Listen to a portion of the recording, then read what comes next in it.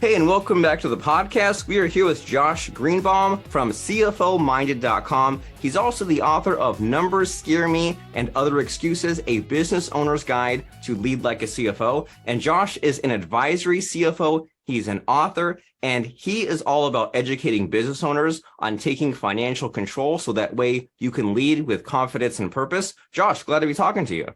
Nice to be here. Thank you.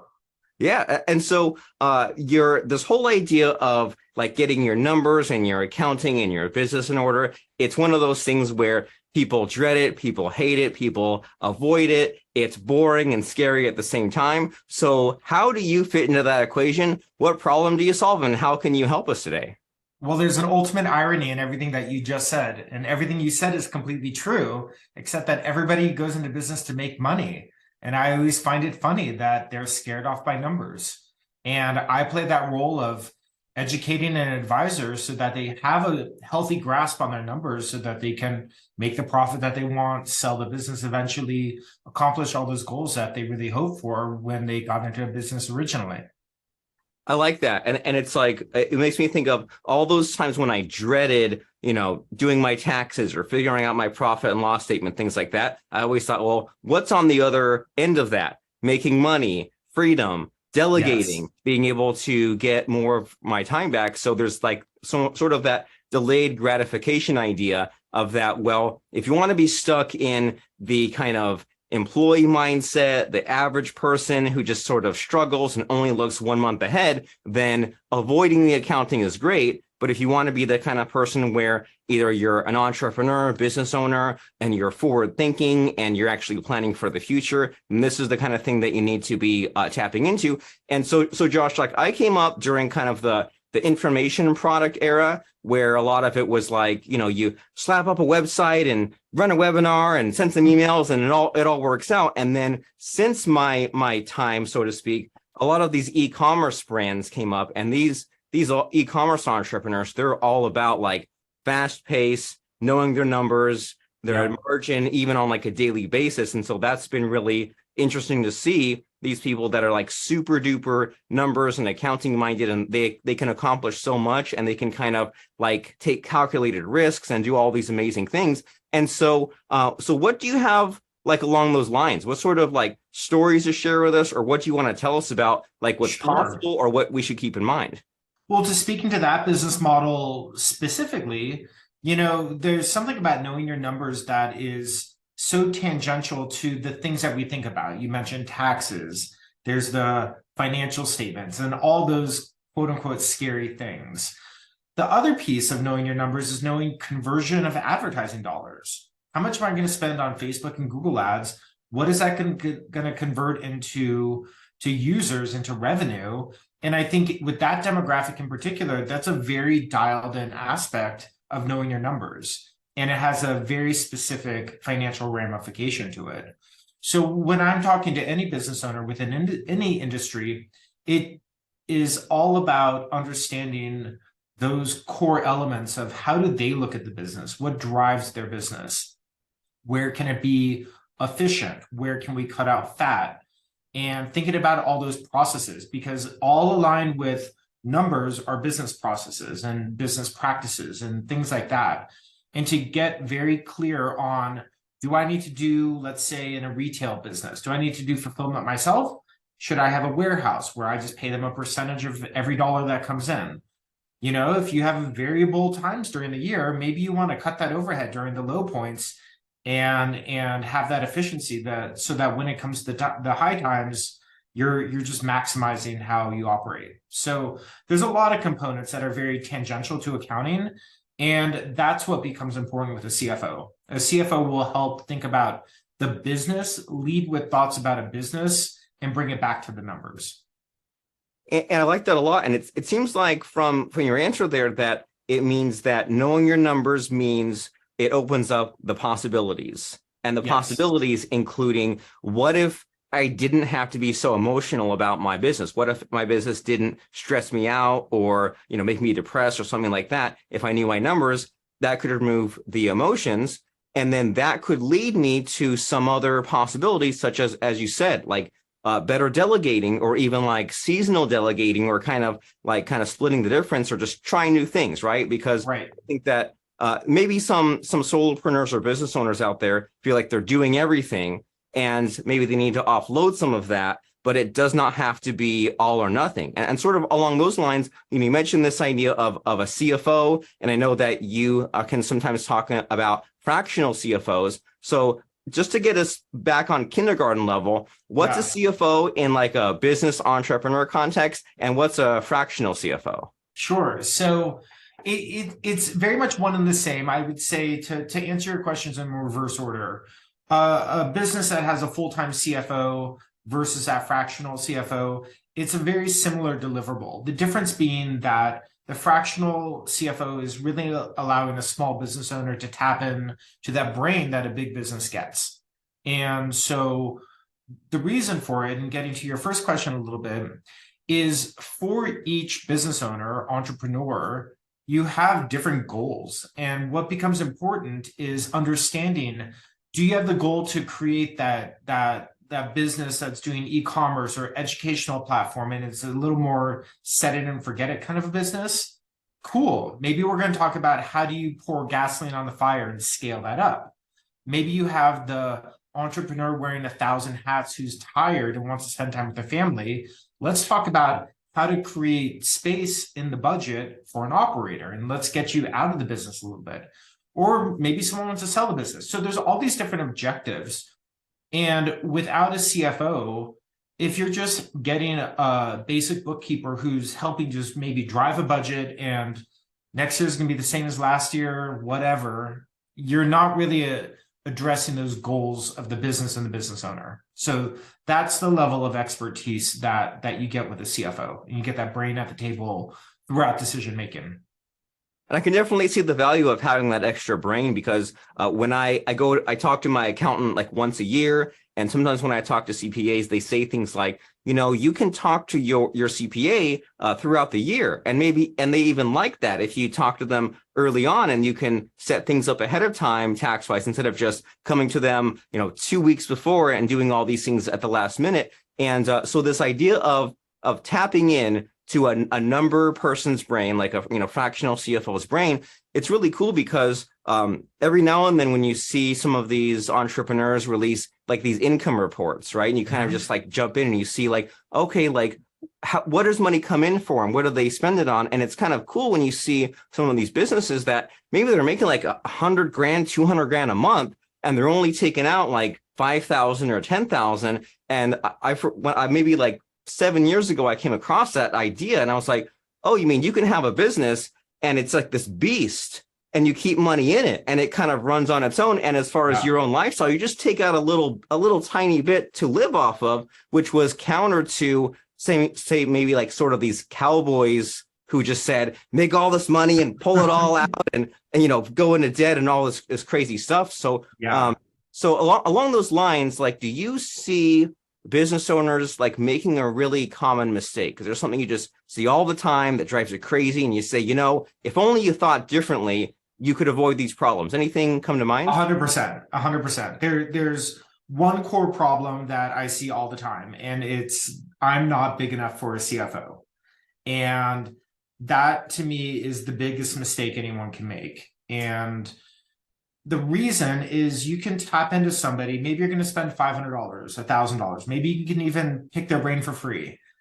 And having that element of a conversation and expertise sets you up for success later. And sure, maybe you can't afford that CFO on an ongoing basis, but if it's worth sitting down to spend an hour, half a day to talk through what needs to be done, what do I need to be thinking about, I think that a business owner, in particular, a new business owner, will gain so much information.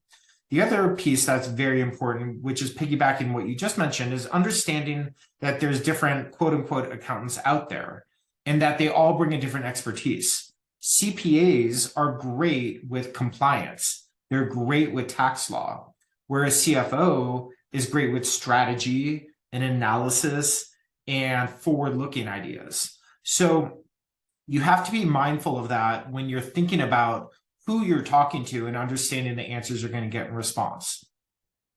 I like that explanation. It's sort of like you might hire someone to draw up blueprints for a house versus you might hire someone to cut the grass or paint the walls. There's like two ends of the spectrum, right? One's very much of like a utility, compliance, get the job done, and the other is on the other extreme of like kind of maybe the high level sort of planning and thinking. And Right. so, And continuing that analogy, the guy doing the blueprints knows how to cut the grass, but he's right. not the best at it.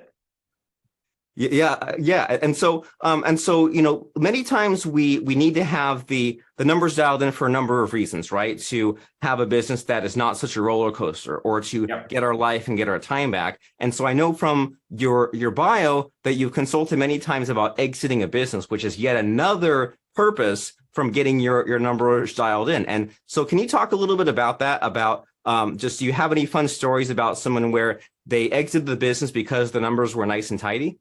Yeah, definitely. Having your numbers nice and tidy does a couple things for you.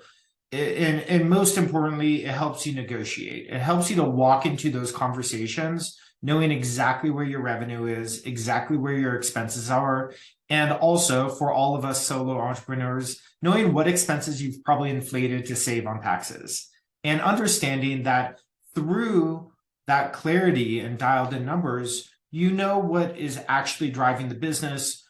You are engaged enough to talk to a potential buyer and communicate that value and communicate why you want that multiple, why you deserve that multiple.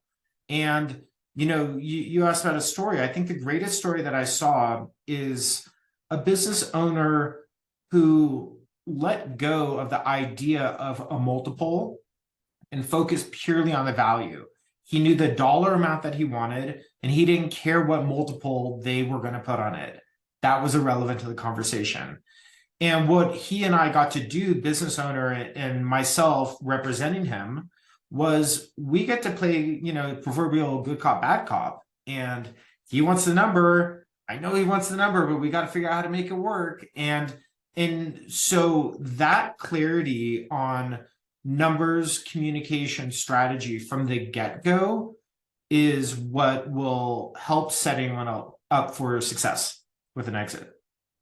Numbers, communication, and strategy. And Yeah. I'm getting in my head this idea of the multiple brains that you've been mentioning, and especially Yeah. this idea of kind of good cop, bad cop, and meeting in the middle and making the numbers work. That's a cool idea as far as getting some of these problems solved, as Yeah. far as exiting the business, getting the sale price that I want, or getting all these other things in place, so that way that way you can get there. And so yeah. So do you see? I mean, is there like a next step for the average person out there? If someone is watching or listening to a podcast and they say, you're speaking to the choir, this is all really great, but how do I even begin to solve the problem? If I have a business, the numbers are a mess. What do I even do, like in the next 1 or 2 weeks? So we'll go with the shameless plug of you're going to read my book, Numbers Scare Me and Other Excuses. It will take you no more than half a day to read. Or I have a wonderful audio book that yours truly helped me put together. So thank you for that. The genesis of the book was to really teach someone how to think about the role of accounting, how to work with the CFO, how to be numbers minded. And I think that in getting a little bit of that foundation, it will help set up a better conversation. It will tell you the difference between a bookkeeper, an accounting manager, a controller, a CFO, an auditor, a CPA, all these people that we conflate together.